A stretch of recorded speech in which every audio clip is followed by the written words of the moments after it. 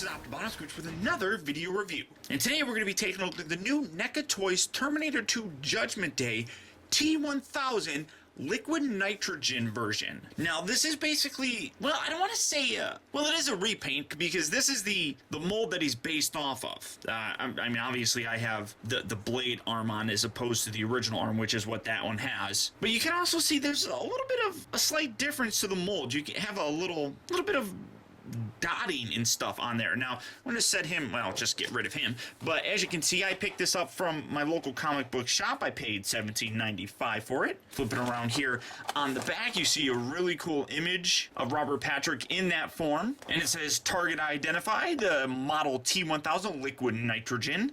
More advanced Terminator composed of mimetic polyalloy, a liquid metal that allows it to take the shape and appearance of anyone or anything it touches. Pursuing our heroes from Cyberdyne systems to a factory steel mill, the T-1000 becomes frozen solid by liquid nitrogen from a ruptured tanker truck. The T-800 shatters the T-1000 with a gunshot, but the fragments soon melt back together again so the T-1000 can resume its mission. And that's where we got the really kind of famous "Hasta la vista, baby," as the T-800 pulls the trigger, blows him to a million pieces, and looks absolutely cool. One of the coolest scenes in that movie is when the frozen version of him kind of melts down and then liquefies back, and we get this guy back in his original shape. So very cool. I absolutely love the new paint job on here. Definitely looks like the frozen version of the T-1000. So let's get him open and see how cool he actually is. Alright guys, so here we have the T-1000 liquid nitrogen version open up and out its packaging. And initially I said that this had a little bit of a remold to it, and I really shouldn't have said that because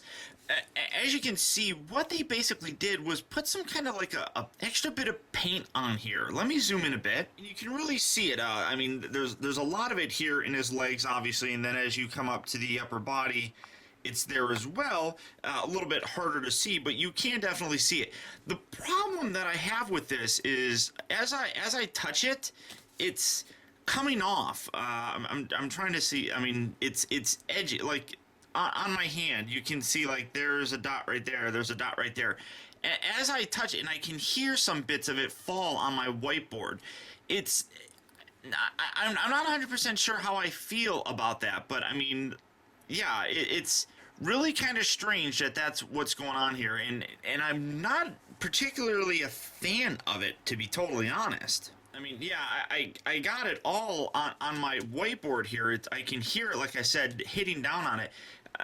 It's kind of strange. I love the effect. I think it's very cool. I love what they did with it. I just don't think that it was necessarily executed to the best of their ability, I guess. It's supposed to give like this kind of frosty look to the T-1000, and it definitely does. It really does. And I love the color on here, the coloring on here. I don't know how well it's coming across on the actual camera, but the coloring is just absolutely awesome looking. Really kind of captures that look, although some of the paint applications aren't very good. Like when you turn his head, you can see that there's some of the flesh color there, and then even on the actual face itself, it's kind of hard to see. I can see it myself, but right up in here, in this general area, you can kind of see that the paint isn't as uniformed and gives a flesh tone as well. So that's definitely a nitpick, I suppose, I have with them. Now, like I said, I mentioned that it was a remold, and it really isn't, but here's the liquid nitrogen version. And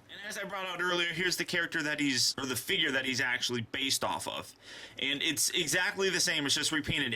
They even have the exact same leg here, which that's something else. I mean, you got the little blurb right here that kind of is a nod to the part where after he was frozen like this and shot, he was basically damaged and really had kind of a hard time kind of controlling his shape-shifting ability. And as he was walking throughout the plant, he kind of had some issues. I don't necessarily know if that's what that's in reference to, or maybe that's just him having the liquid nitrogen form back up into him. At any rate, I don't necessarily think that that's all that good to have on this particular figure. So that's a little bit of a down point for me. Articulation wise, it's exactly the same as what we got previously. The head is on this little ball joint, so you get a little bit of range of motion with it. The arms here are pin in sockets, so forward and back, and like as I'm moving his arms, again, more pieces are coming off.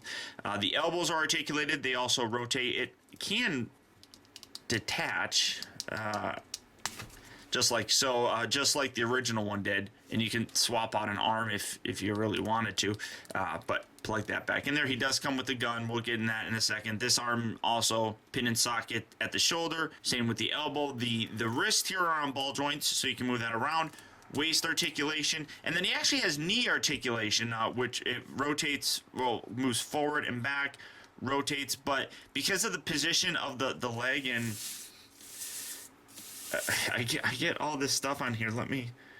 I don't know if you can see that. That's a lot of stuff. The knee joint, it's kind of weird. It's like, why bother putting the knee joint in there when the rest of the leg is static and you can't actually move it? I would have just preferred that they not even had that there, just completely eliminate that. But I know a lot of people are like, I wish they put leg articulation in those guys. Well, you know, it is what it is. He does come with his handgun accessory that can also be put in his holster, just like so, if you really wanted to. But I love the look, and then the hand, again, you can kind of see that it's not painted uniformly, and you got a lot of flesh color in there as well. So I don't know, I really do just kind of like the look where he's like this, kind of about to shoot somebody. That's kind of my look, my default look for this guy. And I don't get me wrong, I do like this figure. I love the variant that we got with it. There's just some things that were executed on here that I don't particularly care for. I mean, I love the look of the frost bit on here. It's just it's coming off. I mean, there's a lot here. I keep here, hold on. Let me scoot all this. This is all just from this video. Here, I'm going to take my camera here for a second. And I don't know if you can see all that. I mean, that's a lot of white frost stuff there. So it bugs me. It's not enough for me to say that I don't like this character or this figure, and it's not enough for me to not recommend it to people. This is definitely a figure that I would recommend to people, especially if you're fans of the Terminator franchise, because this is really kind of a very, I don't want to say iconic scene, but it is a scene that we all know and really do kind of enjoy from the actual movie. So this is something that I would absolutely pick up, but I could see where people would want to pass on it because they have, for example, this guy. It just really kind of depends on what you want to put in your collection, I suppose. As for me, I like having them all. Now, the best place to get these are really going to be like your Toys R Us's or your local comic book stores, so prices are going to vary. But if you are interested in picking this up and you don't have those options, I'm going to put a link down in the video description. It's going to take you to Amazon, a very well-trusted site. If you want to pick this guy up, click on that link and you'll be able to. And for a fairly reasonable price, I think it's like $16.95 or something, cheaper than what I actually paid for it. But there you guys have it, the liquid nitrogen version of the T-1000. Very cool looking figure. I really do like this look. And I really hope that some of the nitpicks that I have really haven't dissuaded too many people, because I think it's a worthwhile figure to have in your collection if you're collecting these figures. But that's about it, guys. So thank you for tuning in. This has been Optibotimus. Keep in touch with me. Find out recent purchases as well as upcoming videos all at facebook.com/teambotimus and twitter.com/Optibotimus. And until next time, I'll talk to you later.